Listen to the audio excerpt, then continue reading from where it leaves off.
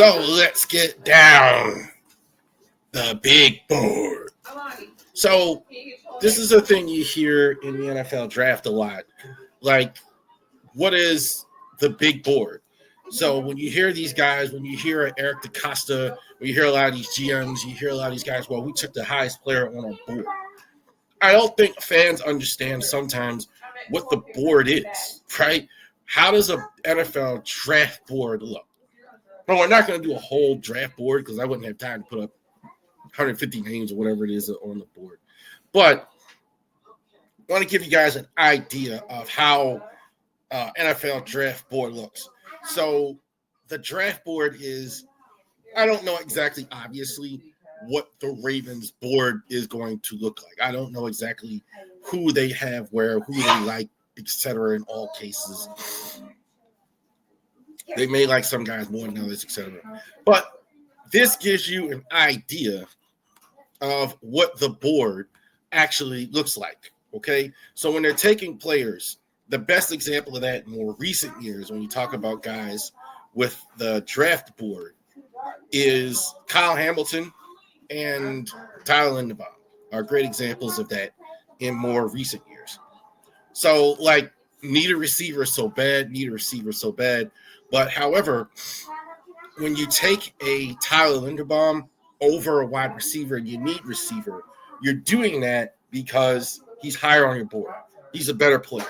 So, big board is these are the best players in the draft, regardless of what you think about position, need, etc. Now, that said, some guys may be taken off of boards for various other reasons.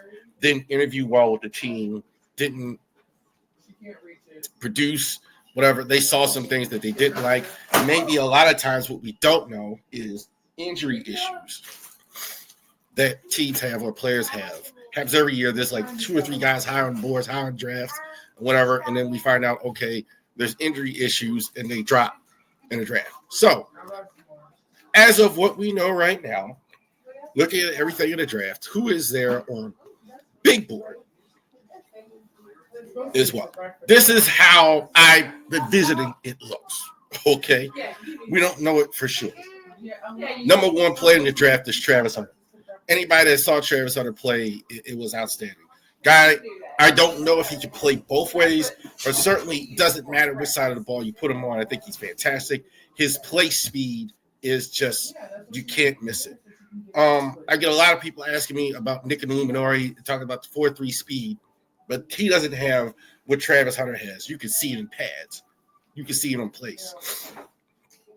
When I see Travis Hunter during the game, it looks faster than everybody else. That's why Travis Hunter, I think, is the best player in the draft. Obviously, it could be even more value if somehow we can find a way to play on both sides of the ball.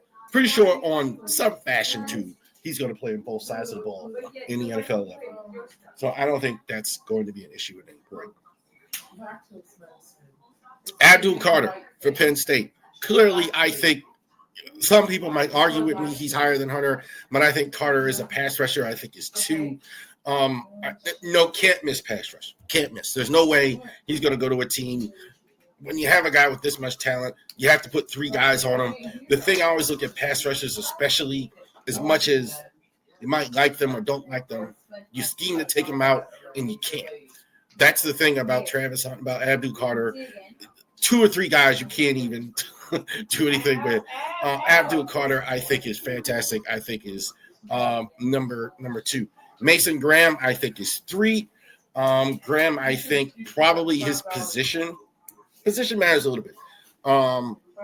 Premium positions, if it's wide receivers higher, maybe cornerback gets higher, offensive tackle higher, maybe just higher. I think that's probably the only reason he's below Graham. I don't think he's quite as good a player as Carter, but everything else is there. Very dominant on the inside. I think definitely he's a guy that has Aaron Donald-like potential on the inside.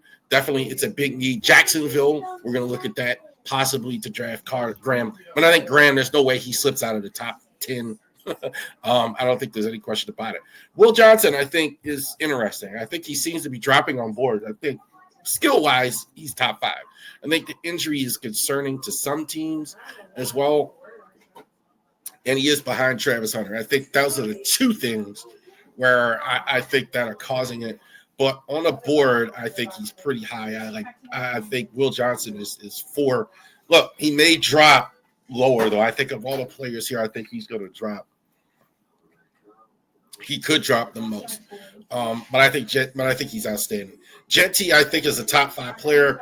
Almost had 2,000 yards as a running back for Boise State.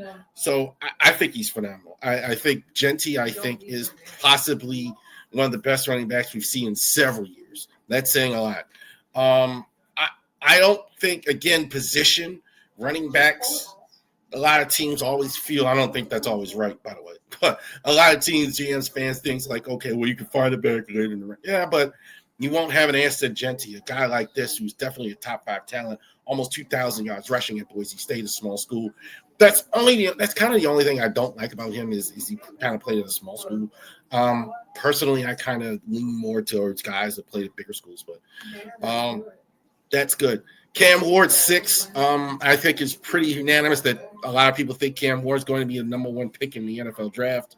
I think, like, if you're going over everything, I do think Ward is a little different in the sense of not everybody knows how to use him. I do think I'll stick by the fact that he has to go to the right place. I think Tennessee is going to do everything they can. He does remind me of, but exactly where he's going, he does absolutely remind me of Steve McNair. So they should know how to use him in Tennessee. That's where he's going. Deion Sanders' son, Shedeur Sanders. Yeah, man. Where he's going, I don't know. I don't buy any of the criticism. I think he's still going pretty high. I don't think there's much difference between him and Cam Ward. I think Sanders, is actually, to me, more plug and play than Ward is, in the sense of, I think, more coordinators know how to use him. Because I think his game is simpler. But I think everything we've seen with him in college is very good. You don't need to have a great throwing arm anymore in the NFL. Outside of Matt Stafford, there's a few guys that throw the ball way down the league, but I think, like, throwing arm pretty good enough. The thing that you need to do is throw out the deep and out, the 15 yards down the field, throw to the receivers outside of the numbers. Shedeur can absolutely do that as well. I have him at 7. I don't think it's a lot difference between him and Cam Ward. Jalen Walker, I think 8 edge, the best 3-4 edge rusher, I think, in the draft. Pure 3-4 edge rusher in the draft, Jalen Walker for Georgia. Definitely, I think, like the Squealers or the Packers or a team that runs 3-4 a lot is perfect for him. He can just plug and play right in. Doesn't matter the situation. I think he can play 4-3, but I think that would be his strength because he's got some good linebacker skills. So I think that's the best spot for him. Number 8, Tyler Warren, I have him at 9. Tight ends, you never know where they drop sometimes, but I think whoever gets Tyler Warren, I think is going to really like him. Warren, I think, is complete tight end. So he can, certain guys, I think Loveland, who's a little bit later, he's more of a guy downfield, the catcher, deep, like more of the Shannon Sharp type. This is the complete tight end. This is George Kittle. This is Robert Gronkowski. This is a guy who's going to knock somebody down in a run game, etc., and catch the ball and catch the bird. So Warren was 9. Not a lot of guys in the league like this guy, Tyler Warren. Kel Williams, I think he's pretty high. I think, like, the thing that's less sexy about him is he is more of an edge rush guy as well. So I think sometimes, because he's not a natural to particular pass rusher, I think a lot of the pass rushers honestly have flaws with them in this draft. And I think this is probably, to me, the surest bet if you want to edge. Definitely, you're getting the run stopping. Definitely 4-3 if you want a run game or something like that. Or he's a guy you could put in a 3-4 edge, I think would suit him well. So I think he has some versatility there. I think is it. He's going to play 10 years. He's going to play 10 years. I don't know if he's going to, for sure, going to the Pro Bowl as well. Terriota McMillan is going to be 11. I don't love him as a receiver, maybe I'm just comparing him to the last year's draft. Definitely the best receiver in this draft. Definitely good route runner. Gets the ball. It kind of reminds me last year of Rome Odunze. Definitely finds the open spots in the lane. Love his hands. Love his ability to catch the ball. So I do like him as well. I think this is, to me, easy, the top receiver in the draft. But I think McMillan, I think at 11, I think is really good. Will Campbell, again, I'm going to concede that he's a top tackle in the draft. What I'm seeing on film, I understand why, because he's a great pass blocker. I think that's his strength. For me, offensive tackles to really just be destroying people in the run game, especially if you're going to be that high. So that's why I don't have him top 5. But he's a good pass blocker. He has great balance. He has great feet. The short arms may be an issue for him. But I think, he's not a mauler to me. I think, somebody's going to be that high, he's a mauler. But I think, most of the league would have him at 12. I think the Ravens would have him at 12. Malachi Starks, not a lot. Everybody loves Malachi Starks. This is a guy, complete safety. Safety is the 3 functions. You got a guy handle the football, tackle, and hit. He's got all 3. He can go ahead, time a ball, get the ball, get range hit somebody. Kind of reminds me of a Brian Dawkins when I see him. So I think he's got that type of ability. Safely, though, again, is a position where I don't know how high he's going to go. He could go anywhere from mid rounds here, 13 to 20, 25 second round. You never know. So sometimes teams just don't want to take a safety. But I think it'll be interesting. Calvin Banks, I still have pretty high. He's my favorite offensive tackle. I think he's a guy, that's the mauler I'm seeing. Here's a guy, manhandles people in the run game, manhandles people in the pass game. Not as technically sound, so I think that's an issue for guys. But I like Calvin Banks. I like a guy, big old guy, big fat guy. That's what I like about Calvin Banks. This is a guy that can do it. Jahdae Barron is so much fun to watch. I think, of all the film that you watch, Jahdae Barron is a pleasure to go ahead and watch him in the draft as well. He can play safety. He can play corner, nickel corner. I don't think you want to love him in nickel corner. I think he can play outside. He's got a nose for the ball. You can't teach that. That's the thing you can't teach somebody. There are a lot of corners you can teach them how to do things, teach them how to cover, teach them how to clue, teach them how to but you can't teach that natural instinct for quarterbacks and receivers. I think he has that. Jahdae Barron, great speed as well. Number 15. 16, Amon Menbu. Some people have him higher. I don't think you can ever put him at left tackle. So that's why I don't have him higher than 16. I think as a right tackle, I think he's going to do well. I think you put him at guard, he's going to be phenomenal. I think that's what you like about him. But I think he's more of a run blocker, at least at this point, than a pass blocker. When I see him, I don't love his feet. So I think that's why he's on the right side. Definitely think he has a bright future. But about 16, I think the Ravens definitely could consider. I think they definitely could consider if he drops at guard. So I think that's absolutely something. 2 edge rushers. Samar Stewart is really going up draft boards. Athleticism is A+. A+. I think he's probably as good of an athlete as you can find in the draft as far as that goes. Natural. I think you could put him at 3, 4, 4. It doesn't matter. I'd like to have seen more production, considering why is he so athletic. But definitely you look at a guy, similar body type to Myles Garrett, a number 1 overall pick, but he hasn't been able to go ahead and translate that to sacks. I'd like to see him translate that to sacks. So I do think Shamar Stewart is there, but edge rush is so important. Interesting to see. James Pierce, I think, is I actually like Pierce as well. Off the field things seem to be coming up for him. So I don't know how high or low teams are on him. Bunch of issues as well, but kind of similar. Great athlete, a little more production than Stewart, but some off the field things, a couple other things that are causing issues for him. Pierce, I think, at 18. Matt Golden is really moving up the board as far as wide receivers go. Some people, the GOAT Mel Kiper has him at number 1. I don't have him at 1. I got him at 2. Got to be careful sometimes when a guy with a receiver and you're just finding out how good he is at the combine and all that, etc. Got to be careful with that. But I think athletically, everything you want. So is Luther Burton. Two guys, these are burners. These two guys like that. If you need a guy, you're looking for a big, strong, physical guy, intermediate. I think McMillan, if you're looking just for the speed, these are the guys you want. Luther Burton and Gordon. I think I had Golden a little bit higher. I think he's got a little more outside.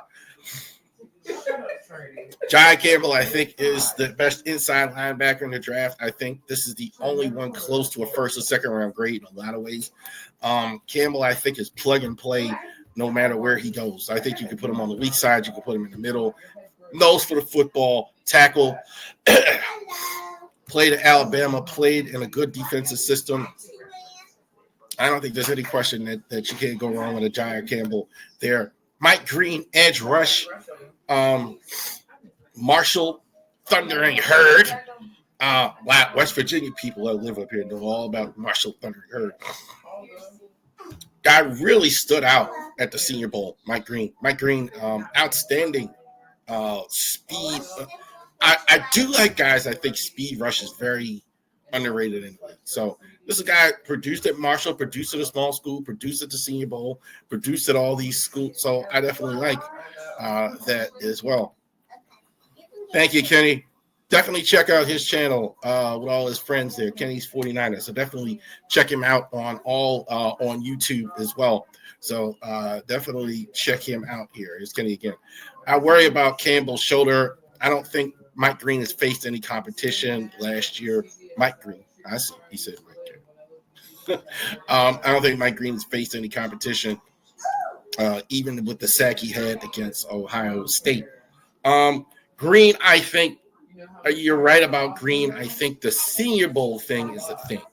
When you play well at the Senior Bowl, I really look at that as well. Productive at a small school, Senior Bowl, didn't face competition week in, week out. Sometimes that's a thing. But I think definitely he is a guy you're absolutely looking at. So you're absolutely right about that. Josh Simmons.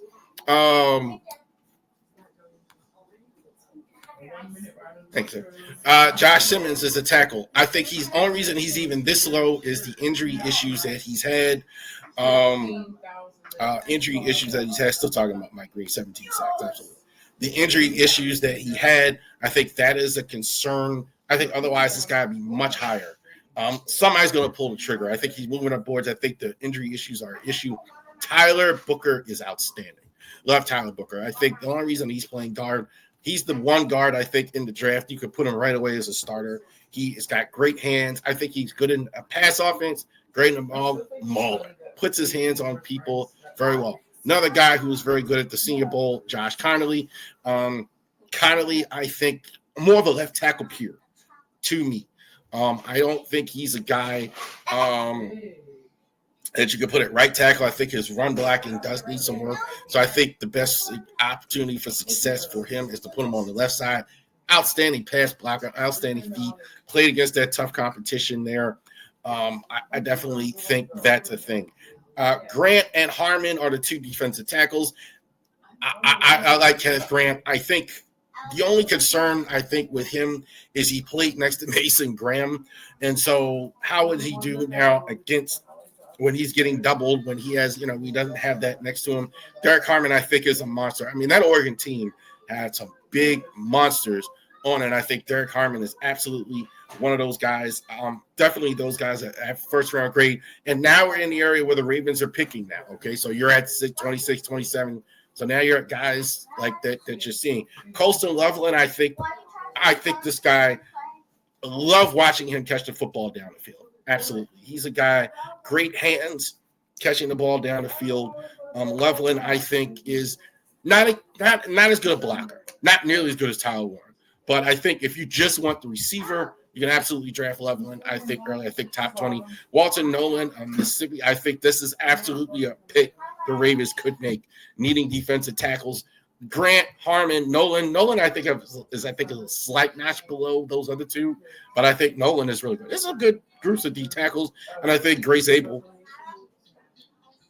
I think from East Carolina. I think was very good at the Senior Bowl, very impressive. I kind of think he can play tackle. I think as a guard though, I got no problem with him there. Zabel, I think is definitely. I think the Ravens definitely have their eye on him as well. There you go. So the draft. So that's what a board looks like, right? So teams, when they're going through the board, they're looking at things and they're going through things on the board that when they're going through the board, that this is how they do it. So when they're looking at, okay, this guy. So as fans, sometimes what we do is like we need a receiver, we need a tight end. That's how teams look at it. They look at it with their big board. They look at exactly how it is there. So when they're in the draft room, that's how it looks. Now, I don't know. We don't know exactly how it looks, like exactly.